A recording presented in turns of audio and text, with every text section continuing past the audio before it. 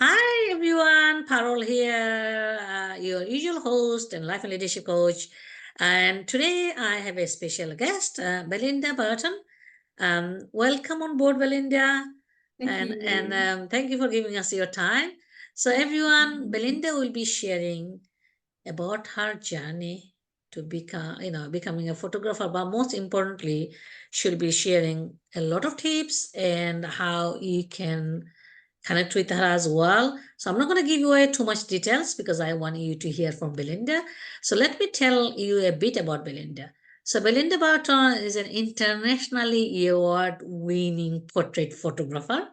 She based in London in the UK and skillfully intertwines her passion for photography with a mission to empower women through stunning visuals. With a keen understanding of impact of appearance on confidence, Belinda's decades of expertise and unique blend of logical and creative skills allow her to capture and present the best in individuals, seamlessly blending her corporate knowledge background with her artistic vision.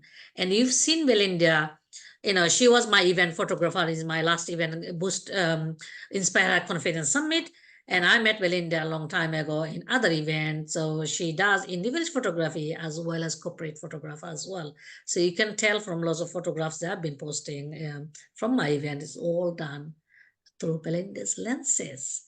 So Belinda, welcome on board, and today we will be talking about your photography, and I've got a few questions to ask, so which our audience are eagerly want to know. So first of Yeah. all, before we go into a bit more on your photography, I want to know, why you decided to be a portrait photographer. hmm Thanks, Guru, for introducing me. And just want to interject regarding the Inspire Her Confidence Summit. It was such a great occasion for women coming together and being empowered and inspired. So I would highly recommend anyone to come for the autumn one. I've heard and autumn one is in the brew. So going back to your question, Pearl. So becoming a portrait photographer is kind of incidental. So as you mentioned in my bio, I used to be in corporate. So photography for me was a very long-term passion. I learned when film camera was still the norm. There wasn't the digital photography back then. And it just built up over the years. When I first picked up my camera and got hooked to it, I was very much into travel photography. I took a lot of photos of landscape, of street photography, of architecture, because I travel and explore a lot. So for me, they were easy subjects. And then it slowly transitioned because people saw my photos and they said, "Oh, Belinda, I love your photos. Can you do these favors for me?" And then questions people ask, favors that they ask for are always around people. It's events, it's birthdays, christenings, and being in like whole day wedding photography. So me being me, number one, I'm very curious, and number two, I love challenges. So whatever I got into, I want to know the best of it, how I can best do my job, even when it was a complimentary job. So when I started photographing people, I thought actually photographing people are much more challenging than photographing sceneries and landscape. Number one, people have feelings, so you need to capture the emotions, you need to capture the feelings. And then people also being emotional when they look at the photos, they have reactions. And I realized so many people don't love being in photos. They say, "Oh, I'm not photogenic. I hate being in front of the camera. I'm camera shy." And I do, in my observation, realized not everyone looked the same as they're in real person.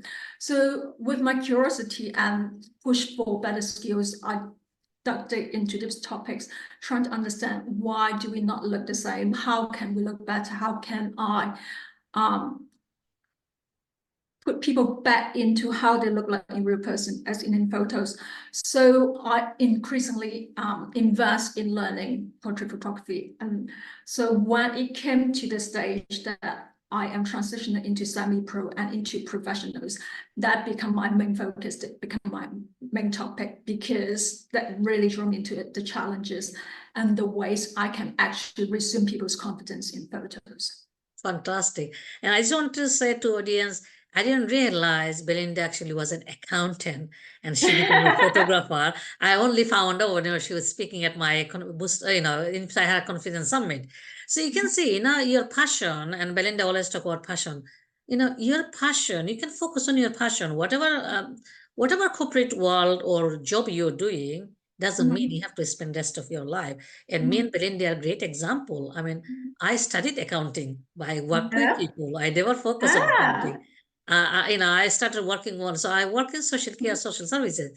And Mhm. then, but originally I wanted to be a doctor, Mhm. school life. So life changes, but now what I'm doing is life and leadership, helping people. Mhm. So we all have different things in our life, but important to look at your passion, what you are passionate, what you Yeah. want to do and enjoy. Yeah. I guess So we'll I take think a we will different. learn more from you, Belinda, what your passion for Oh, photography. but we'll learn loads from you as well, from your competence summit and what you're doing in your YouTube channels and the like. Right. Thanks, Belinda. I, Okay. So my next question, Belinda, because you specialize in women, although you photograph event and other thing, but you specialize on women. Why Mhm. you decided to focus on women? Okay, there are a few reasons there. So, when I start my photography business, I was concentrating on photographing people, but it will be people all around in all different genres. And I remember one day I had this dinner party with a girlfriend, and then she said, like, Linda, what of all those genres, which one do you love the most? And I think I must say they're all interesting. They have all got like different challenges, and I love meeting people from like all across different areas, different fields.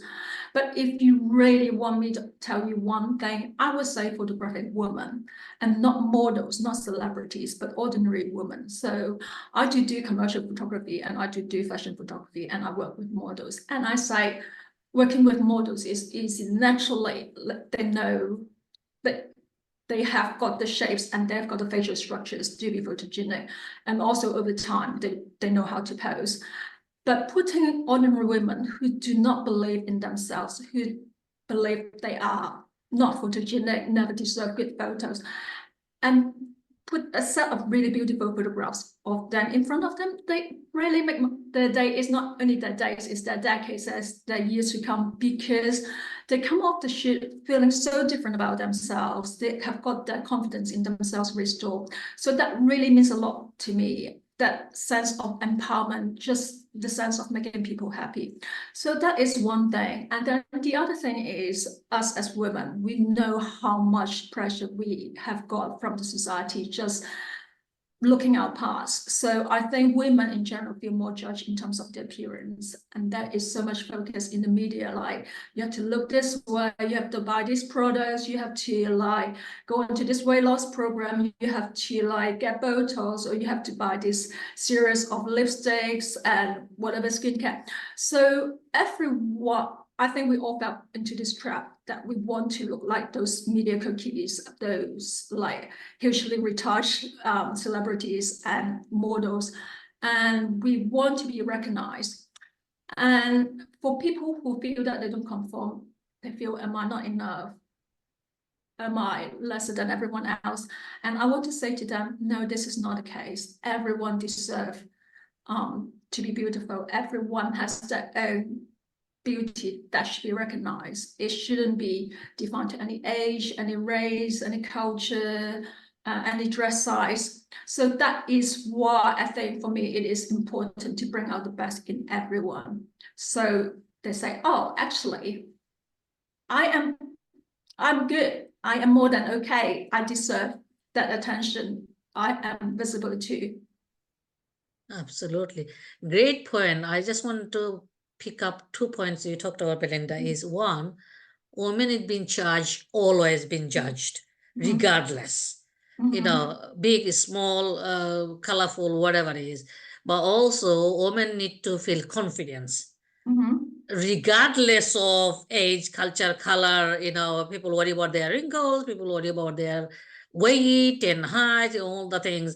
And you clearly kind of explain why you decided to focus on women and make Mhm. sure women feel confidence regardless of anything. That's really fantastic points. Now, obviously, you are an expert on photography, and I know you share lots. You gave me lots of free tips, which is fantastic. But you also, yeah. What I want is our audience to know few tips from you, really. If they're thinking of being photographed, what kind of things they need to think of? Okay. So first of all, let me explain. The word photography actually means photo. Is the art of light.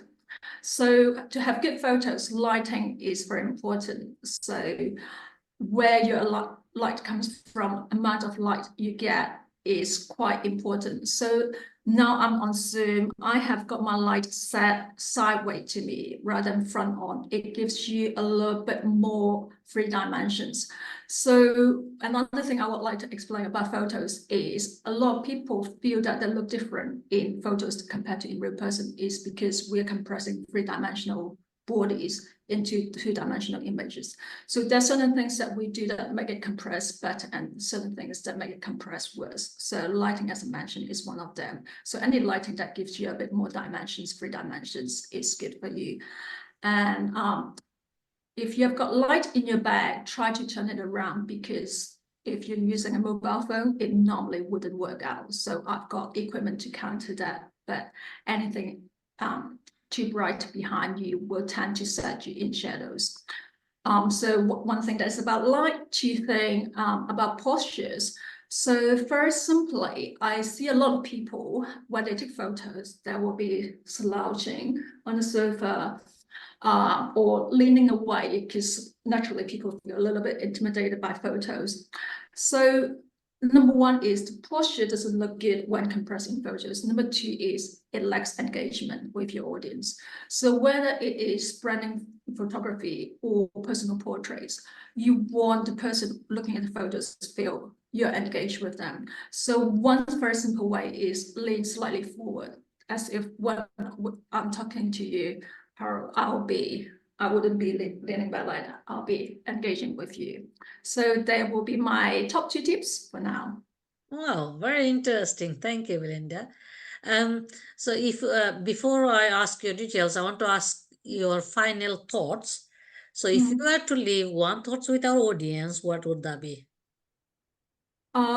It will be believing in yourself. So going back to what I say about what drives me to photograph women, it is about empowering them. It is about bringing the best out of them so they can put the faith back in themselves. So don't get too absorbed into all these media noises around you saying you need to be this, you need to be that, but believe in what you're capable of, who you are, and naturally be yourself. And that is what people see in you. Great, fantastic. So Belinda, obviously you're based in London, UK, and people going to be watching from all over the world. If people want to connect with you or if people want to get some photo done, what's the best way to contact you? Okay, so I have got a website which I have put in a lot of time to showcase my work. So that is www.belindaburtonphotography.com. And then I'm also active on two forms of social media. I'm active on Instagram and on LinkedIn. So on Instagram, I am Belinda Burton Photography in one word. And then on LinkedIn is Belinda Burton Photographer. So please connect with me in whichever channel you love using, and I'd like to hear from you. Thank you, Belinda. So everyone, you listen to Belinda's journey in terms of being a photographer and the importance of photography, but also some of her top tips. She shared 2 tips with her, but she got a lot of tips to share. If you want to connect with Belinda, you can connect with her using her website and her social media platform she just shared. But I'll be putting all this in writing as well. So below this video, where you actually can click the link and go straight to her website or her pages in social media as well. So for your convenience, everything will be below this video. So all I want to say is stay tuned with us, and also please do share, like our videos and subscribe to it, because when you subscribe, you get alert for next video. But also, you never know who you can help. So by sharing our videos, you could be helping somebody who need the service, whether they are your best friend or your loved one or people in the society in general who watching your social media pages. So please do share and like and subscribe to our video channel. Belinda, thank you very much for sharing those tips and sharing your ideas. And we'll put all the details. And if you any of our audience want to connect with you, they'll be clicking the link that you're going to be sending it to me. So stay tuned and bye for now. Bye, Belinda. Thank you. Bye-bye.